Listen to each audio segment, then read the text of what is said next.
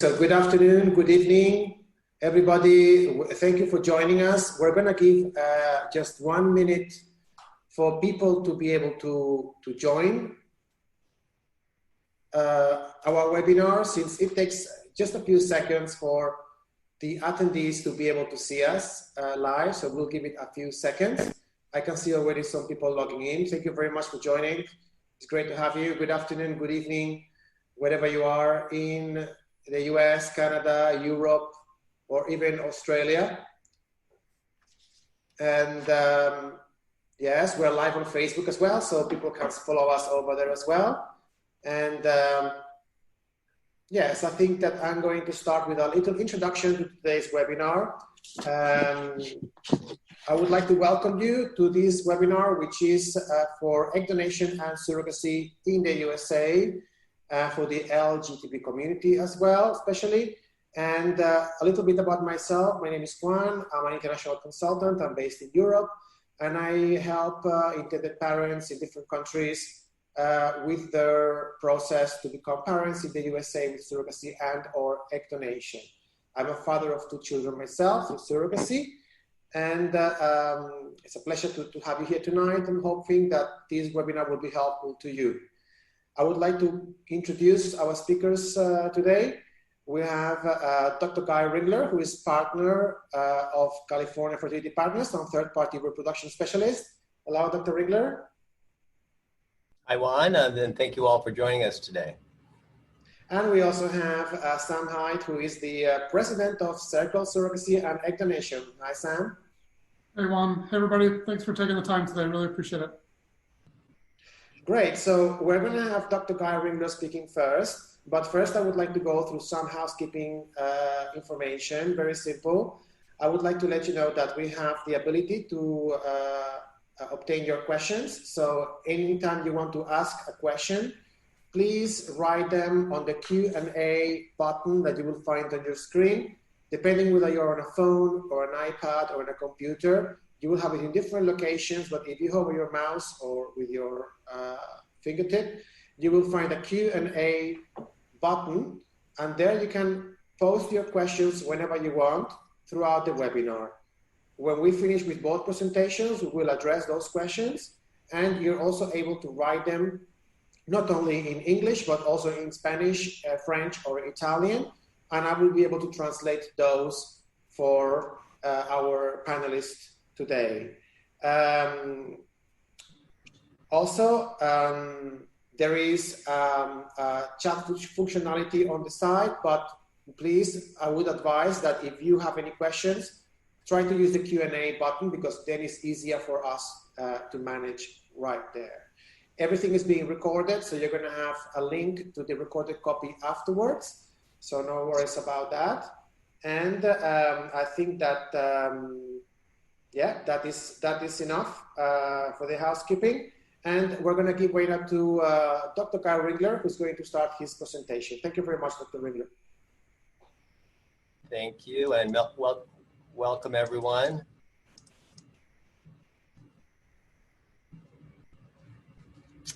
Let me make sure this is correct. There we go. So today I'm going to talk about family building through egg donations and surrogacy for the LGBT community. I'm a fertility specialist in Los Angeles with California Fertility Partners, where I've been practicing for the last 30 years. And I'm actually proud to say I've been helping gay men to have babies through egg donation surrogacy for over 20 years. I'm a gay man myself, so I feel very passionate about helping men who want to have babies to have children through egg donation surrogacy.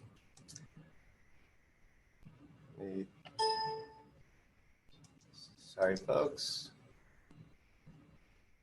So our practice was founded about 40 years ago. So we can proudly say our babies are now 30 and having babies of their own.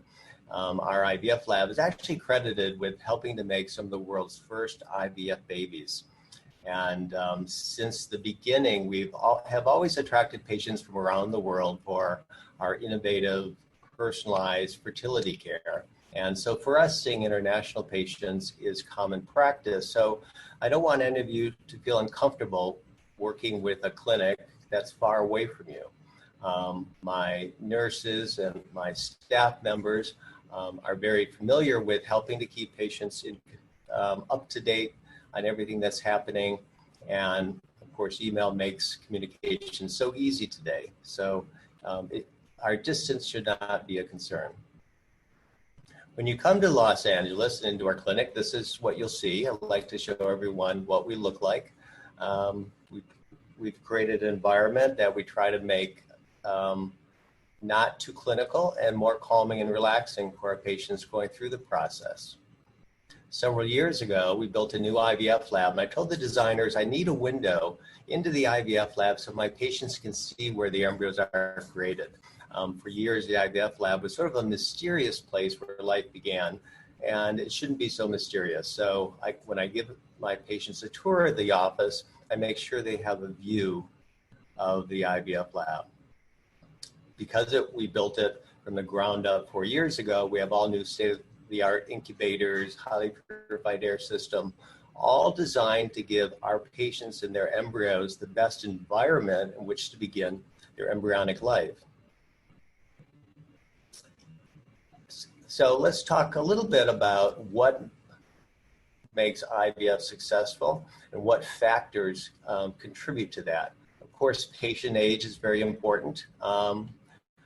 When patients use an egg donor to create their embryos, all the egg donors are young, and that contributes to the high success rate. If a patient is using her own ovaries to make eggs, her age has a significant impact on the overall embryo quality and success rate, because age of the woman producing the eggs impacts the percent of those eggs that are chromosomally normal and abnormal. So embryo euploidy refers to an abnormal embryo. We'd like to produce a sufficient number of eggs so that we can have enough normal embryos from that cycle. So egg quantity has an impact. And of course, the embryo is a combination of egg factors and sperm factors. So we want the highest sperm quality. So I always recommend my guys to start off with a semen analysis. Let's make an assessment. Let's see if you could benefit from any vitamins, antioxidants to try to improve your sperm before you donate your sample for the procedure. And of course, the IVF laboratory, those first few days of embryonic life, the culture environment can also have an impact on embryo quality and success rate. The uterine environment has an impact. All of our surrogates in the process are women with proven fertility. They're very carefully screened so that they're going to provide the best possible environment for that embryo to attach and carry the pregnancy to term. So this is our goal, a healthy baby born at term. And one of my patients a few years ago gave me permission to share this photograph of his son to help other patients, to help inspire them to follow their dreams of having a baby. So I talked about the importance of the age of the woman producing the egg and the number of eggs she produces. So we refer to this as ovarian reserve. Every month the ovaries recruit a group of eggs, and from that group in the natural cycle, one grows and ovulates. In an egg donation cycle or an IVF cycle, we give daily injections of hormones to stimulate that whole group of eggs to grow and develop. And so what you're looking at on this image, those little black circles, those are follicles in the ovaries in the beginning of the menstrual cycle. There's one egg per follicle. So we can count those follicles at the beginning of the cycle to get an idea of how many eggs she's going to make. Or we can do a blood test for a hormone called anti-Mullerian hormone, or AMH. So the number of follicles on ultrasound, the blood level of AMH will predict how many eggs she will make in a treatment cycle. The factors affecting egg quality include age, lifestyle, smoking, diet, ovarian stimulation. How I stimulate those ovaries to make those eggs develop can have an impact on egg quality. So that the monitoring of the egg donor or the patient during her IVF cycle is very important. If we remove the eggs too early, they may not fertilize. If we remove them too late, we can decrease the quality. So in our program, we put a lot of emphasis on monitoring carefully. And in our practice, each physician monitors his or her own patients so we can make the important decisions as to when those eggs are ready to be removed. We don't rely on ultrasound technicians. We do the monitoring ourselves. Sperm. I always, when I meet gay patients for the first time, I always recommend to start with a semen analysis to assess the quantity and quality of sperm. For 99% of my patients will use frozen sperm to inseminate the eggs from the egg donor on the day of egg retrieval. The only men I want fresh sperm on are men with extremely low sperm numbers because they may benefit from using a fresh sample. But otherwise, most men, we will freeze sperm in advance, and that frozen sperm is used in the treatment cycle. When we do that initial semen analysis, though, if I see numbers that are a little low, like the count's a little low, motility is a little low, I will treat my patients with vitamins, antioxidants, to try to improve the sperm before they give a sample to freeze it. One of my roles in this process is try to make sure that each variable here is as optimized as we can, because that will all add up to a higher success rate in the end. The factors affecting sperm quality also include lifestyle. Alcohol moderation is okay, but not in excess. If you're taking Propecia, hair loss medication, I would stop it, because in some men, we'll see a decrease in sperm production. Testosterone is a big no-no. Testosterone can actually cut off sperm production for a while. So please stop testosterone if you're on it. And anything that increases heat in the testicles is bad for sperm production and quality. So stay away from steam rooms at the gyms, jacuzzis, to try to optimize the sperm parameters for the treatment process. I mentioned vitamins, omega fatty acids, vitamin C, coenzyme Q10, folic acid can all be helpful to improve the sperm quality. So let's talk about the treatment cycle. So when we're ready to start treatment, we give daily injections of hormones to stimulate the development of all the recruited follicles. And I monitor my patients with ultrasounds and blood work every couple of days so that I can determine when the eggs are ready. The eggs are retrieved through a very simple surgical procedure. On the day that we retrieve the eggs, we will thaw the sperm that will be used. And if we have 2 sperm providers, we'll divide those eggs into 2 equal groups, and we'll inseminate half the eggs with partner A, half the eggs with partner B, or however we would like them divided.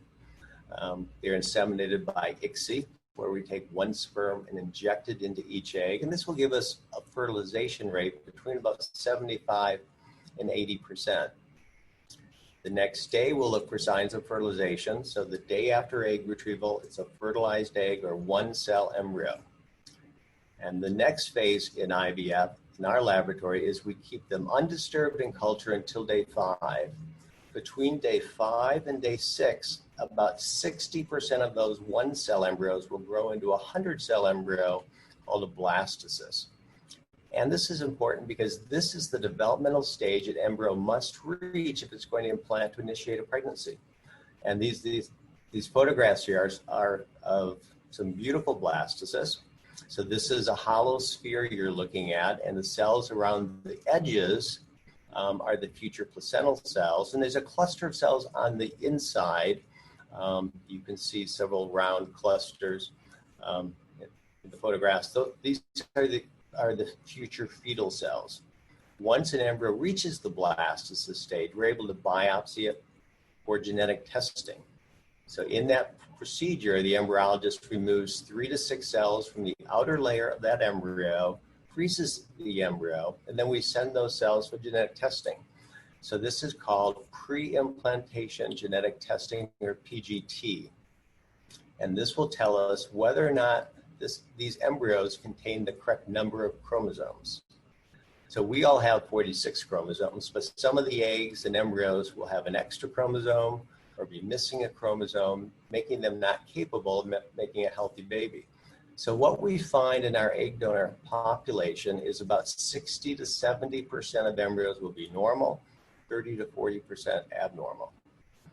I find genetic testing of embryos helpful in an egg donor cycle because generally our patients are going to make between 5 and 12 blastocysts. And blastocysts can be beautiful, but yet be chromosomally abnormal. So by knowing their genetic makeup helps us to determine which embryos are best for transfer. So let's talk a little bit about egg donation. Egg donation in the United States is very different than from in Europe because you have a wide selection of candidates and you receive a lot of information about the egg donor. You have the option to meet the egg donor or to be anonymous. But even if you're anonymous, you'll receive photographs, detailed personal history, detailed family medical history. And so I always tell my patients, you should look for the donor that's right for you. Wait until you find someone that really reaches out to you and you feel a connection with in some way, whether you meet her or not. You should never feel like you have to settle. You should search until you find the donor that's right for you. I know that Surrogacy and egg donation has a large egg donor pool. So my patients are usually very successful in finding an egg donor that's right for them. Once you identify a donor, she undergoes medical screening before she begins the process. How do you choose a good egg donor? Well, she should be in her 20s, between age 21 and 30, regular menstrual cycles, healthy lifestyle. She should have a normal AMH level. Our goal in an egg donation cycle is for her to produce between 20 and 30 eggs. So if she has a normal AMH level, she should do that. This may sound like a large number of eggs, but those 20 to 30 eggs usually result in the production of between 4 and 8 genetically normal embryos for transfers. If an egg donor has cycled previously, the agency can tell us how well she did in the prior cycle, how many eggs she made, how many embryos. If she's a first-time donor, we don't have that information, but her AMH level is very helpful. It will predict how many eggs she will make in the treatment process. Surrogacy in the United States is very successful. I show this photograph. This is one of my prior surrogates, again, who gave me permission to show this photograph.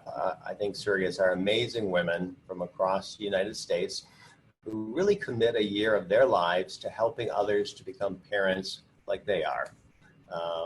And they're initially screened by the surrogacy agency. So Circle will receive a large number of applicants. They'll carefully screen those applicants before they present you with profiles of surrogate mothers. They undergo psychological evaluation and counseling. They should be between ages of 21 and 45 with a history of at least one uncomplicated pregnancy with delivery at term, ideally not more than 5 prior vaginal deliveries or 3 prior C-sections, and they should have a stable home environment to help them through the process. Once they're completely evaluated, the lawyers complete the contracts, we're ready for the embryo transfer. The treatment of the surrogate mother is actually a lot simpler than the egg donor, but the surrogate mother takes hormones in amounts that mimic the hormonal changes of a natural cycle. And at the appropriate time in that cycle, we will thaw and transfer 1 or 2 embryos. And I think that there's really been a shift in the last 5 years. We've gotten away from multiple embryo transfers to most cases today will transfer a single embryo transfer just to avoid the complications of a twin pregnancy. However, if my patients really want to transfer 2, after reviewing the risks of a twin pregnancy, we will transfer up to 2 embryos, provided that the surrogate is comfortable with the possibility of twins.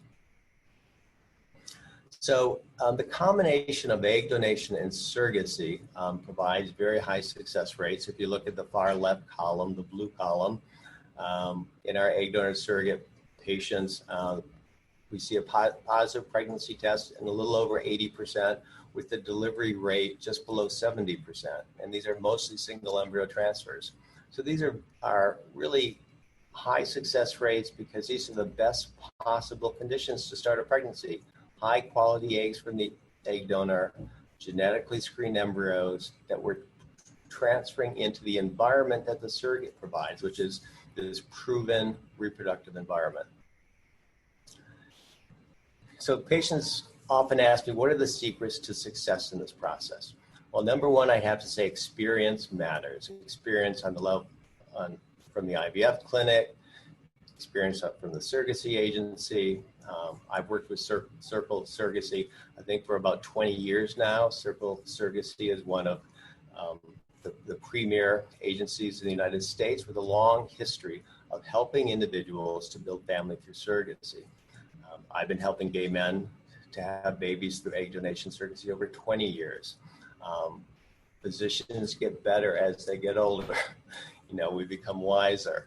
Our clinic, I have to say, is dedicated to always fine-tuning what we do to provide our patients the best quality care. We have an amazing support staff to help guide you through the process. Attention to detail is very important. As I said, I focus in on trying to optimize the sperm that we're going to use. I very carefully monitor the egg donor so I can present to my IVF laboratory the highest quality eggs. And I know my IVF laboratory is going to help make the best quality embryos for the patients. And then the surrogates are very carefully screened to provide the best environment. So all in all, it takes a team of professionals to help guide you through the process and to support you through the process.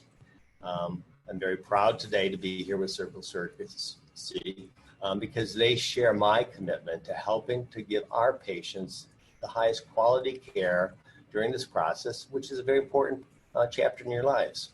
And we hope it's going to be a very positive experience, and that someday this can be you walking in the park with your child through surrogacy. So I'm going to turn it over back to Juan and then to Sam, I think. Thank you, Dr. Ringler. Thank you very much.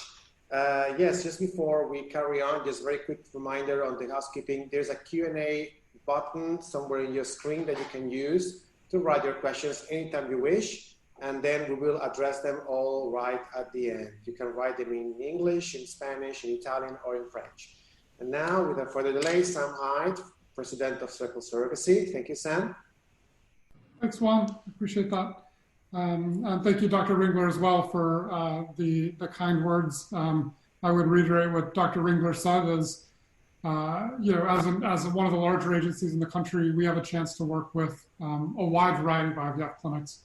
And California Fertility Partners and Dr. Ringler in particular have just a tremendous reputation and have had tremendous success with the clients that we have worked mutually together on. So you would be in phenomenal hands were you to partner with CFP on your journey. So, and I'll touch on some areas where that makes a big difference as we go through this. So I thought I'd just speak a little bit about Circle and about why parents choose us, both LGBTQ parents and also straight parents as well. We have about half and half with regard to our client mix, and then half and half international and domestic for our client mix as well. So we're extremely well versed in serving a very diverse group of parents on their journey to parenthood.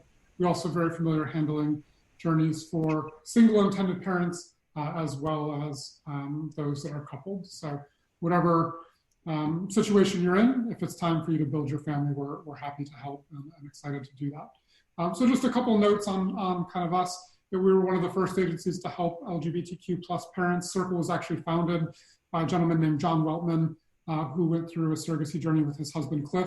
They now have two boys born to surrogacy. They both graduated college now. Zach and Kyle are well into their 20s. And obviously surrogacy has changed a lot from when Circle was formed to now. I think Guy would vouch for that as well, that surrogacy and egg donation is a much more established, robust process in 2020 than it was in the early 90s. Circle is a full service agency. And so as you look across the agency landscape, you'll see a lot of different service providers offering different amounts of service or different niches within the overall journey.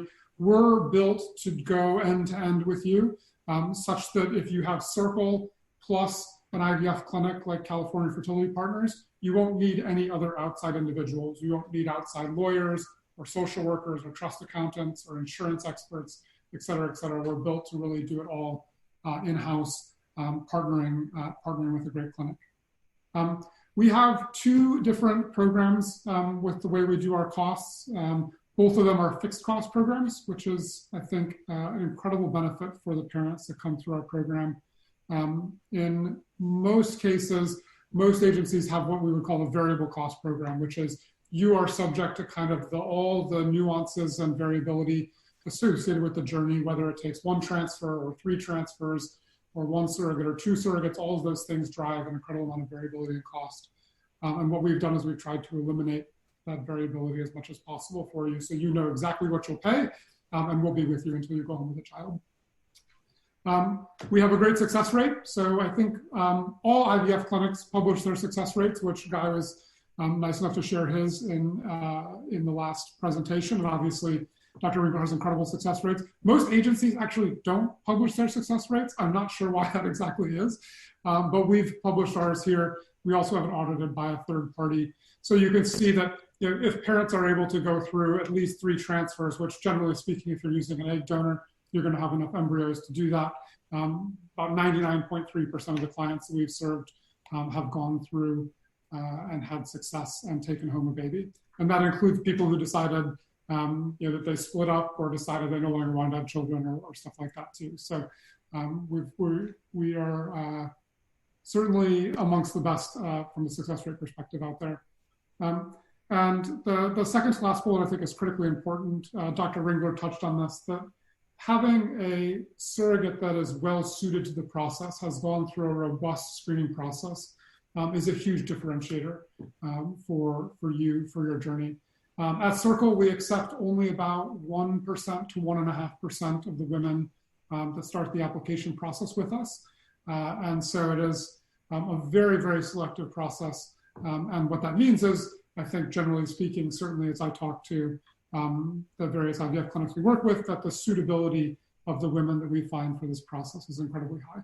And then we help support those surrogates all through their journey, as well as supporting you through your journey. And then the last one I think is just a nice personal touch. A ton of our staff has experience with this stuff from a personal perspective. Myself, my wife and I have been married 10 years. We tried like heck to have kids and we weren't able to. We went through a variety of fertility treatments before finally having some success with IVF. So now I actually have 3 kids. I have a 5-year-old, a 3-year-old, and a 9-month-old. They are not in the house right now, otherwise you would hear some yelling and screaming probably in the background, which is usually the case, but they're otherwise occupied today. So I touched on this a little bit on the last page. The surrogacy process is a long process, right? There is no quick way for us to get to the finish line. And there are a lot of steps within that process, many of which are quite complex and nuanced. And so if you have a great clinic like California Fertility Partners and an agency like Circle, combined, we can kind of hold your hand and walk you through all of these steps associated with the journey. And I'm not going to talk through each of these here today, but just kind of gives you a snapshot of what that looks like. Overall, the journey is probably going to take somewhere in the neighborhood of 15 to 18 months from end to end, depending on how things unfold. Could be a little bit faster. It could also be longer if you have a failed transfer or 2 failed transfers or something like that. Again, not entirely uncommon to have 1 failed transfer. Most of the time, I think what we've seen, and I think Dr. Ringler would probably vouch for this as well, but it's usually somewhere there of 1.3 to 1.5 transfers to go home with a baby on average in any given year. So I think last year for Circle as a whole was around 1.4 transfers for folks to go home with a baby. So certainly should expect that there's a potential that that's the case. So one of the things that I love about our agency is the amount of parent support that we have here. This is a complex process and a process that you might only go through once in your life. And so we want to provide, or perhaps twice or three times if you feel like it. But it's not something that's going to happen all the time. And so you want to be riding along with someone who really understands all the various outcomes and various eccentricities of the process. And that's something we really pride ourselves on. So you'll have a team approach here at Circle. You'll have a couple people who will be dedicated to your case. And we'll help walk through and liaise with all the parties throughout your journey. So we don't leave anything just kind of up to you. We'll hold your hand all the way through, and you can see the various steps here. As Dr. Ringler touched on a little bit, Circle does have a surrogacy program and an egg donation program. And what we've done with California Fertility Partners is we've come together, we've kind of compared our services, compared our notes, and we've come up with a joint program such that there is no duplication of fees, there's no duplication of services, and the total package between California Fertility Partners and Circle covers the entire journey that you need end to end. With a flat fee that you'll know is kind of what you're going to pay until you go home with a child. And so we've built that program with really two primary goals in mind. Success, obviously, we're all here for kind of a singular reason. There's a singular measure of success when it comes to this journey. It's a very binary outcome. And secondly, cost security. And you'll notice I didn't say necessarily that we're trying to be the cheapest agency on the planet or the cheapest IVF clinic on the planet. I don't think that that's what most parents are looking for. I think what most parents are looking for is risk-adjusted cost security. So risk-adjusted value perspective, I think a program with CFP and us is just about as good as it can get. And we've got two programs there for you. I think for most people will be interested in that guarantee with unlimited transfers program. That's really built for someone who's coming in, going through an egg donation cycle, and wants to partner with two entities that will stay with you until you go home with a child. And so what this is built to do is you choose an egg donor through Circle, that egg donor goes through a retrieval at CFP, and then Circle will match you with a surrogate, and we will both, CFP and Circle, help you go through as many transfers as it takes until you go home with a child. And for that flat fee of $199,900, and that covers everything, right? So whether it takes one transfer or three transfers, or whether if you have a match break with a surrogate and you match with a new surrogate, we will continue to ride along with you until you go home with the child. So the bottom program there, the fixed cost program, one retrieval plus one transfer, is really built for those parents that perhaps they don't have a successful transfer and they have a very low number of or a successful retrieval, a very low number of embryos created, and they want to pay by each subsequent transfer rather than paying for kind of an unlimited transfer package up front. So slight cost difference you'll see there. And when we talk through your options in a detailed consultation, we're happy to kind of help you balance and figure out what is right for you. I'll just touch on this real quickly. We do get a lot of questions around, this is obviously an expensive process, and we get a lot of questions around how can I kind of afford a program like this, or what are some options I have to afford a program like this. Very happy to have more detailed discussions about that in a private consultation, but just to highlight a couple options. Circle as an agency, we do have an exclusive financing plan available through us.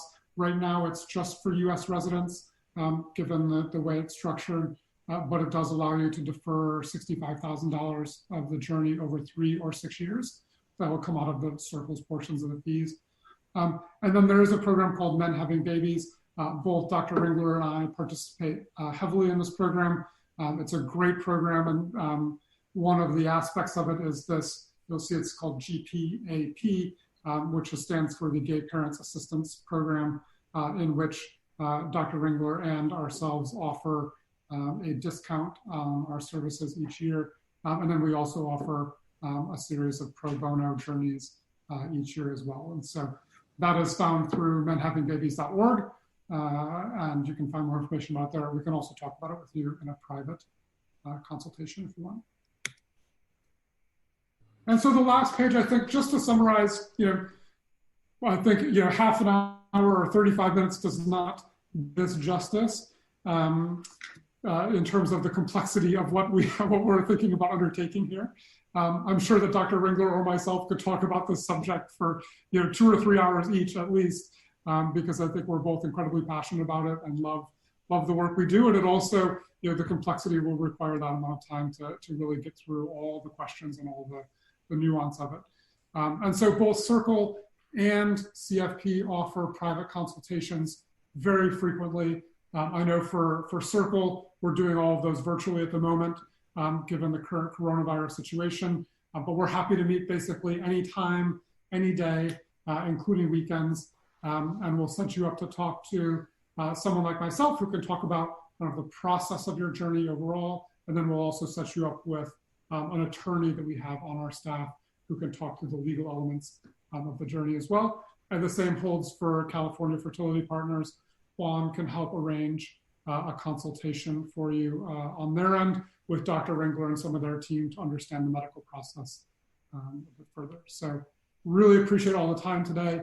I see we've got a couple questions coming in, so I'll turn it over to Juan to help us guide through that portion. Thank you, Sam. Thank you.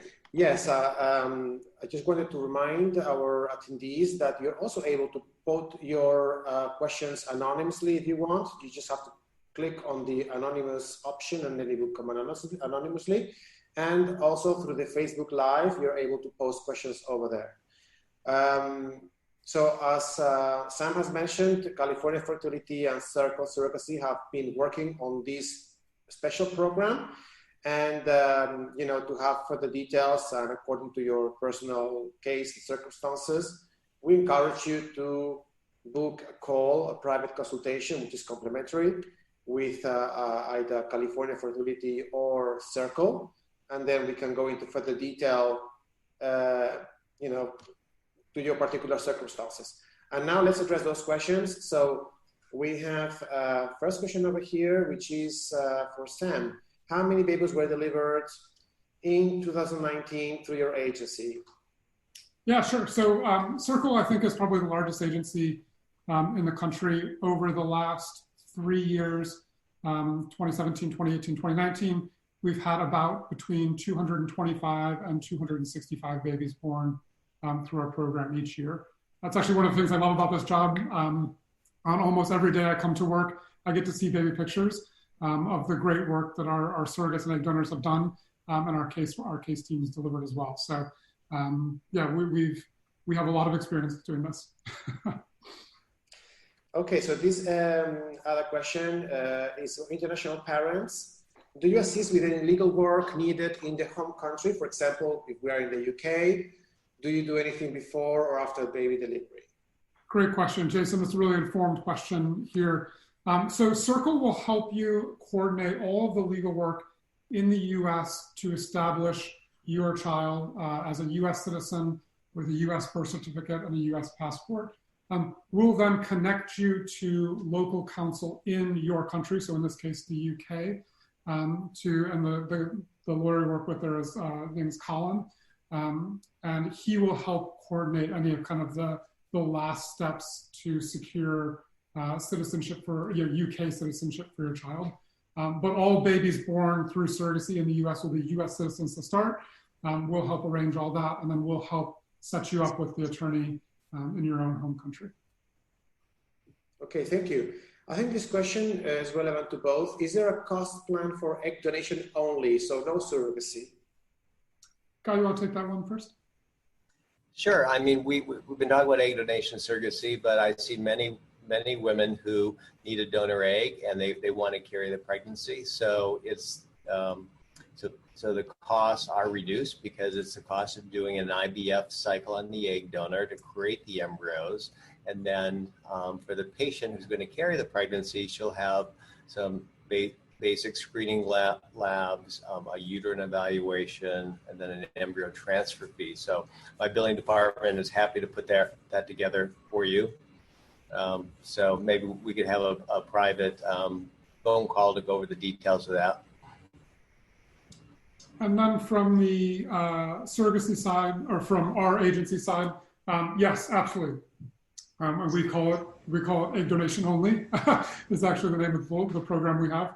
But yeah, we have a great group of donors.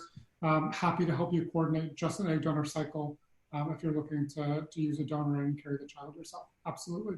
And just like Dr. Ringler said, please just shoot us a note for a private consultation. We can talk you through all that. Perfect, thank you. Another question, what are the costs when aiming for twins? And I think this is also relevant to both Dr. Ringler and Sam. Yeah, that's actually a common question. When we have two sperm providers and they're each creating embryos, we don't charge additional laboratory fees.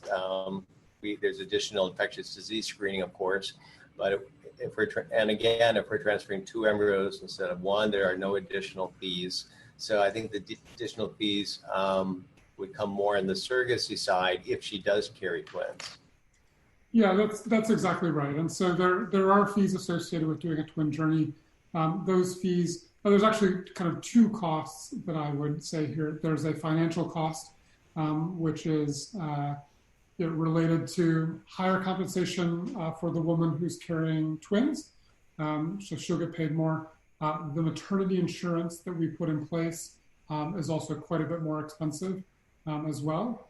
And then there's a timing cost associated with doing twins as well. So if you roll back the clock, 5 to 10 years ago, the number of women that were available and interested in carrying twins was much higher than today. I think the general surrogacy community, the education level has kind of risen overall in terms of people's knowledge about the risk of twins, such that the number of women that are willing to carry twins has gone down by quite a lot. And so there's a timing cost associated with wanting to pursue a twin journey, in which, if you came to us for a singleton journey, we would usually match you with a surrogate in 3 months or so. If you wanted a surrogate who is willing to carry twins, that might be more like 6 to 8 months. And so there's a little bit of difference there as well. From the financial perspective, usually that number ends up being somewhere between $25,000 and $35,000 for a twin journey. Excellent. Thank you, Sam. This other question, I think maybe relevant to both as well. What are the costs of what we call a dual journey, which means basically is to have two different surrogates having parallel cycle, right, or parallel journey with the objective of having two children, born in a near date?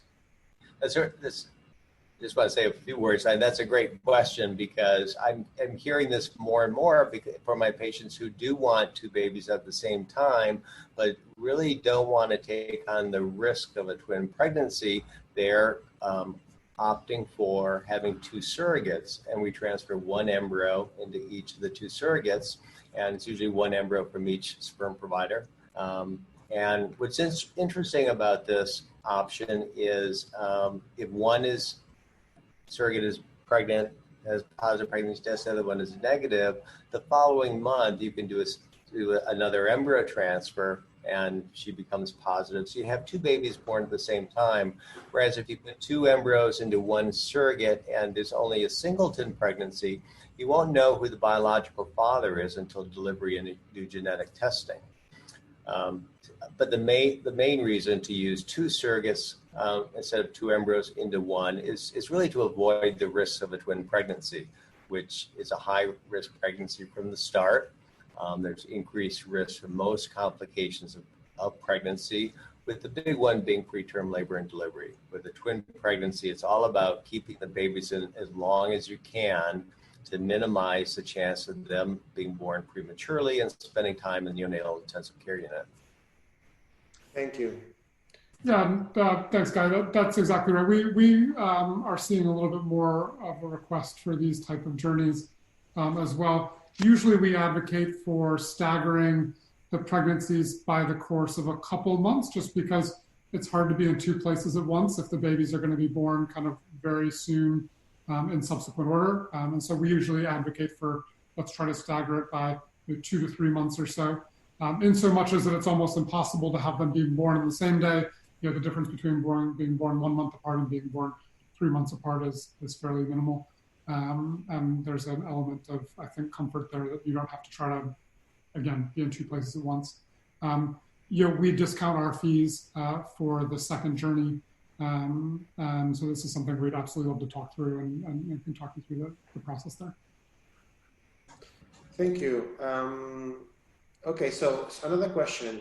Can you elaborate about surrogacy process in Canada versus USA? Yeah, so I can touch on that quickly. The framework is quite a bit different. Over the last few years, Canada has been a more popular option than it was in the past for surrogacy. Although that started to change, I think, in the last maybe 18 months or so. Canada's passed new regulation with regard to how surrogates are compensated and how surrogates are kind of screened and found, and also changed some of the rules with regard to how medical expenses are handled. And so, I think relative differences have narrowed over time, in so much as that Canada, I think, used to be a little bit cheaper. The legal framework in the US, I think, is quite a bit more robust when it comes to this environment. And so we don't coordinate journeys in Canada, but I know we've heard from many people who started a journey in Canada, have not been able to find a surrogate or be matched with a surrogate, and have decided to come to the US where the field is quite a bit more developed. Thank you, Sam. Now I have a question for Dr. Ringler. My name is Esther, and I've decided to be a single mom. My idea at my 40 years is starting right now, which is the schedule as I want to use my own eggs. Okay, well, I would start. I mean, we have a lot of pregnancies at age 40, so don't be scared. But I would start with a complete fertility evaluation. You want to check your AMH level, have a uterine evaluation. You want to be completely evaluated to make sure there's nothing that would prevent you from getting pregnant.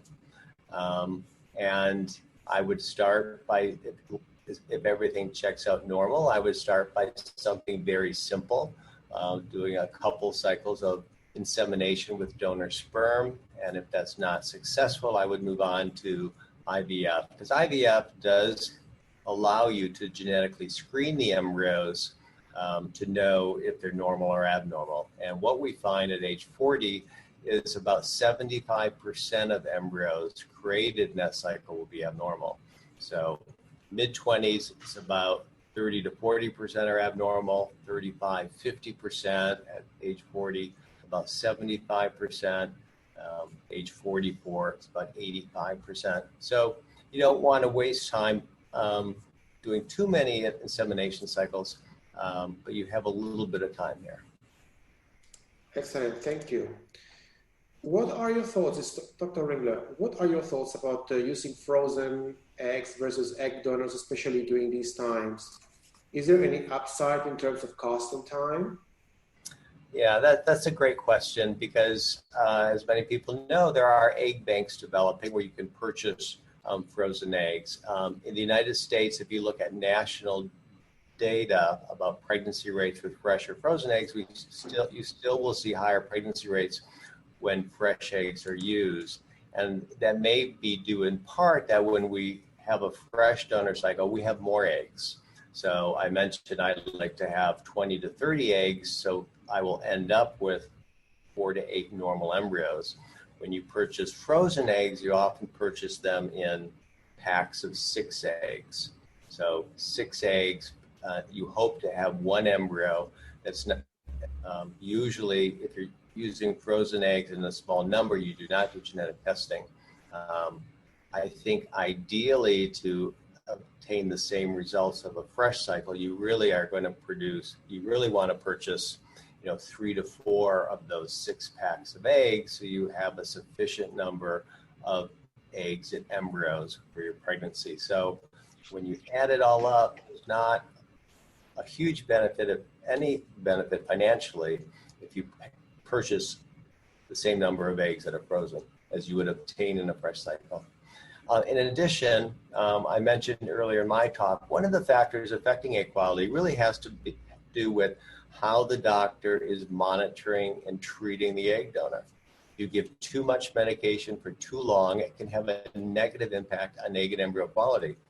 So if my patient is buying frozen eggs from an egg bank, I don't know how that egg donor was treated. I don't know how well she was monitored, and that could have a negative impact. So for my patients, I prefer to monitor their egg donor's treatment cycle so I can make the best decisions on those eggs and hopefully have a positive impact on their egg quality. Excellent, thank you. What is the cost of everything if I'm the sperm donor? I'm not sure if the question is about somebody looking for a surrogacy journey, but Sammy, you can give, I think you've covered it before, but so it would be what we had shown in the presentation there. If you're the provider of the sperm and you need an egg donor plus a surrogate for everything with Circle plus CFP is $199,900 in US dollars. If there's a nuance to that question that I'm missing, please just reply back with the context and we can follow up on that. Yes, thank you. Is there an adjusted surrogacy package for already formed embryos, so people with embryos already made? Yes, absolutely. So we frequently help people that already have embryos created through their journey. We have an unlimited transfer program in that regard as well, where if you're at a different IVF clinic, you'd work out the costs with that particular IVF clinic, but it comes in at $135,500. And we're happy to kind of talk you through those types of packages in a private consultation. One thing I would say is, if you're at a clinic that does not do a lot of surrogacy journeys, you'll want to carefully balance kind of whether you want to take those embryos and move them to a clinic that does do a lot of surrogacy journeys. It is a little bit different. And I know that Dr. Ringler accepts embryos from other clinics occasionally as well to help parents along. So something to consider. Thank you, Sam. Okay. What do people with unused embryos, are there a lot of people seeking donations? Good question. Yeah, so I'll take this, and Guy, I'm sure you might have a couple thoughts on as well, but we do see this come up occasionally, that embryos can stay frozen for a very long time. Not sure if the upper bound has been quite determined yet. And so there are a good number of people out there that have unused embryos. We occasionally see people seeking donations, but I would say out of the 275 to 300 journeys we started last year that are kind of in process with us right now, it might be 1 to 3 of those journeys are using what we would call kind of double donor or a donated embryo. So it's not incredibly common. There are a couple services out there that help facilitate embryo donations that I think you could find through Google, or Dr. Ringler might know a little bit more about as well. We do have patients every year, not a large number, but some that wish to donate their embryos. So from time to time, we'll have available embryos available for donation for patients who are interested in this option. Excellent, thank you. Do you recommend to do a DNA defragmentation test for men over 50s, Dr. Ringler? I do. This is a newer sperm test. It gives us additional information. Men with high DNA fragmentation tend to make fewer blastocysts. They produce more embryos with chromosomal abnormalities, and there are lower pregnancy rates and higher miscarriage rates from those embryos. Fortunately, there's a newer technique. It's called Zymot. We were part of the initial studies. It's a sperm separation chamber. We pass sperm through this chamber, and it will separate out sperm with lower DNA fragmentation from that sample. So when you have a high DNA fragmentation, it doesn't mean that every sperm has it. So if you can separate out the sperm with low DNA fragmentation and use those sperm in your treatment process, you can increase your success rate. So yes. Excellent, thank you. Another one for you, Dr. Ringler. We've seen this more and more often recently. What do you do if you live in Europe to start a journey if the travel limitations persist? Can we send frozen sperm? Yeah, there's two options. One is to freeze sperm in Europe, and Juan and I have been successful in having patients freeze sperm in a couple different locations in Europe. and then the sperm is couriered to the United States. The second option is just once things open up to fly to LA, free sperm, do all your required FDA screening, and then we have that sperm kept. And this is what we have been doing for the last 30 years. And hopefully travel will open up soon. And Los Angeles is always a beautiful city to visit. And you can freeze your sperm at the same time. Excellent. Another question. I did an egg freezing cycle 4 years ago, and I used those eggs to create embryos. No, can I use those eggs to create embryos for a surrogacy journey? Yes. What we need is to do blood tests on you. We call them FDA blood tests. Our government requires infectious disease screening, and those tests need to be run on government-approved assays and government-approved labs. So once we have all that blood work in place, those eggs can be transferred to our laboratory and embryos created, and those embryos transferred into the surrogate. Excellent. Thank you, Dr. Ringler. What is the most comprehensive testing, whole genome sequencing, available for embryos? Again, Dr. Ringler. Well, when we do pre-implantation genetic testing, we're testing those biopsy cells for the number of chromosomes and whether those chromosomes are intact. So we all have 46 chromosomes. Some embryos will have an extra chromosome called a trisomy. An extra chromosome 21 is Down syndrome. Some will be missing a chromosome, or you can have a partial duplication of a chromosome, or part of one chromosome missing. The genetic testing will pick up all of these abnormalities. So we'll know how many normal male embryos, how many normal female embryos, because gender is also provided. And then we can have embryos that are called abnormal or aneuploid. And then there's a newer category of mosaic, which it's too complicated to get into at this moment, but it's some normal cells, some abnormal cells. Thank you. This one is for you, Sam. So thanks for answering the dual journey question, but you didn't detail the cost difference.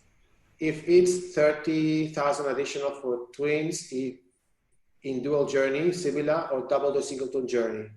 Good question. Sorry about that. You're absolutely right. I talked about a dual journey, but did not detail the cost difference. So usually for a dual journey, you're going to save money in 3 locations.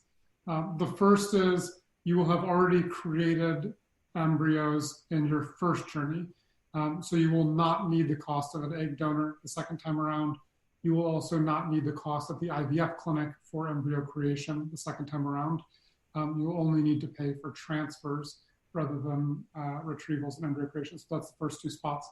And then the third spot is we discount our fees for those folks that are coming back for a dual journey or a sibling journey down the road. So if your first journey with CFP and Circle together is that $199,900, your second journey is going to be about $100,000 for the Circle portion of the fees, and then whatever Guy and CFP would charge per transfer. Which, Guy, what is your usual kind of per transfer cost on a journey? Yeah, for proposed embryo transfer, the costs are between $3,000 and $4,000. Yeah. On top of that, you'd have the screening of the surrogate. That'll be several thousand. But right. The big savings. Big savings. Yeah. The big savings is to compare the dual journey cost with the hospital bills from a twin pregnancy. Absolutely. Where the babies are in neonatal intensive care unit, where you have hundreds of thousands up to $1 million in medical costs. So that's really how you need to look at it. That's exactly right. So hopefully that's helpful. Again, I can go through a very detailed cost sheet if we sit down and chat through it and go kind of line by line.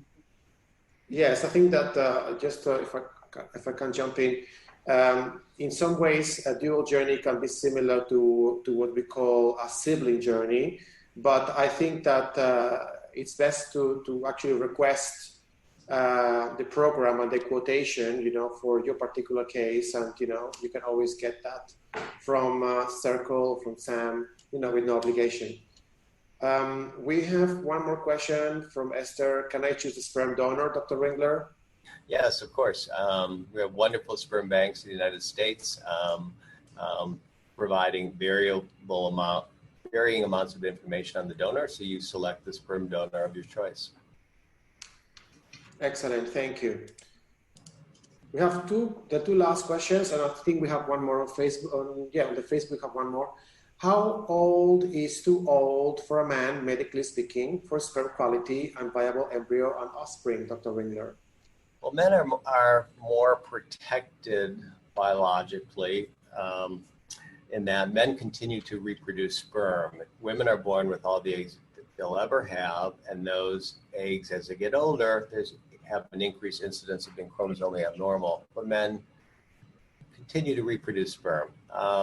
In men over the age of 40, we do know there's increased incidence of autism, schizophrenia, and some genetic diseases. It's a very subtle increase. So in men with aging, we do see some decrease in sperm parameters, concentration, motility. There's not a strict cutoff. DNA fragmentation increases with age. I had a patient 2 years ago, her husband was 83, he provided sperm and they have a healthy baby. So there's not a definite cutoff. Excellent, thank you. One from the Facebook.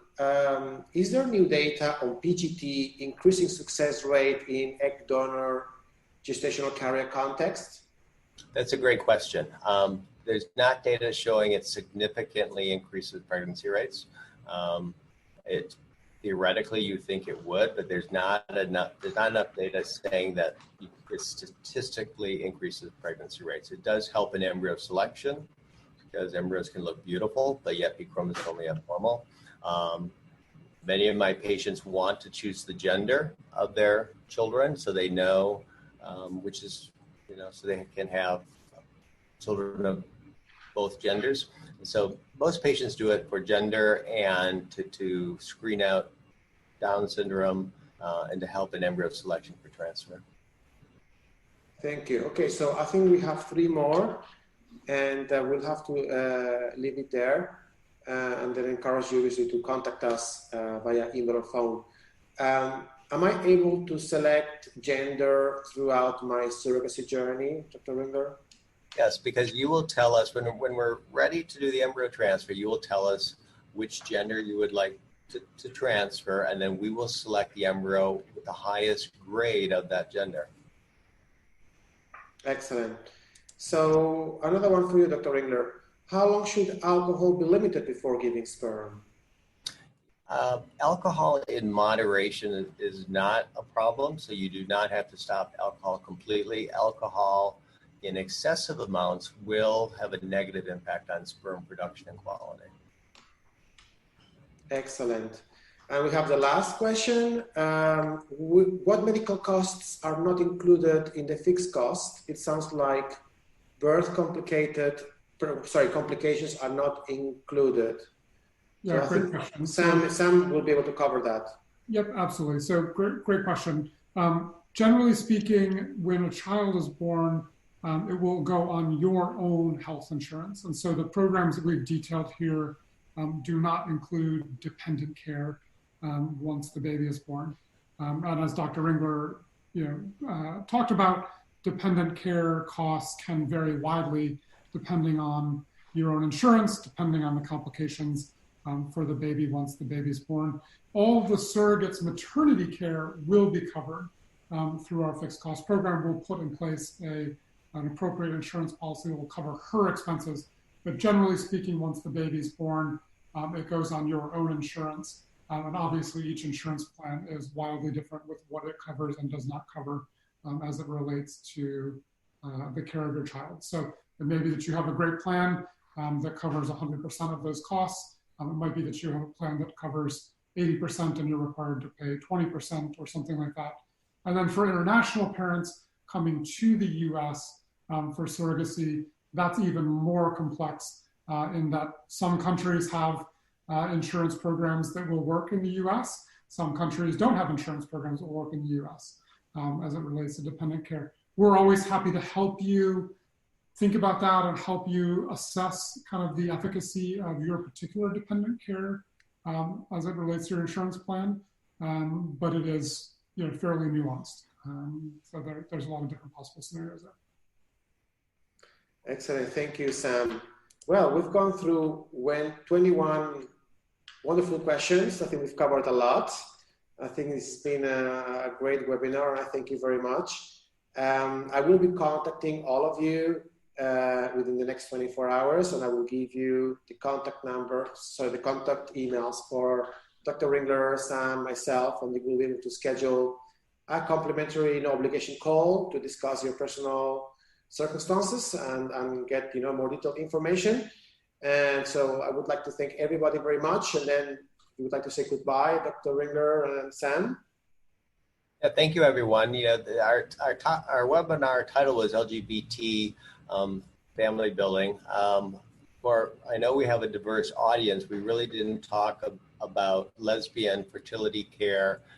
So if any of you have questions, please send me an email. We could talk about the options of donor sperm insemination, reciprocal IVF, if you have questions. But thank you all.